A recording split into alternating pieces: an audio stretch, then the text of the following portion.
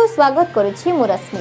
आजिकार खबर रही 9 तारीख दिबा 11 घटिका समय PWD-IB सरठारे अहमदिया युव संघ जी बालेश्वर तरफ गरीब निशाय लोक मानकु शीत दयारु रक्षा पाइबा कंबल एवं खाद्य बंटन करा जायछि। एही कार्यक्रम में मुख्य अतिथि रूपे अखिल भारतीय अहमदिया युव संगठनर उपसभापति मोहम्मद सफारत साहेब एवं सम्मानित अतिथि भावे अहमदिया मुस्लिम संगठन जिला सभापति शेख हफीजुल्लाह साहेब एवं सौर थानार सेकेंड इंचार्ज सचिदानंद गिरी नवकिशोर दास सभापति अवसरप्राप्त कर्मचारी संघ RDJE कृतिबास महापात्र भगवान महापात्र एवं जिलार मिशनारी इंचार्ज शेख अब्दुल कादिर अब्दुल रहीम दरद अदुद खां राशिद जमाल साहेब मुसीरुद्दीन साहेब शेख अब्दुल रशीद साहेब मोहम्मद इसा खां असादुल्ला खां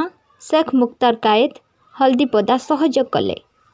उक्त कार्यक्रम शेख मुख्तार अली जिला सभापति युव संघ बालेश्वर एवं उपसभापति शेख अब्दुल अजीज साहेब एवं सेक्रेटरी सबाउद्दीन खान को तत्वावधान आयोजित होता। एथिरे 180 जन व्यक्ति को कंबल बंटन करा जायछि।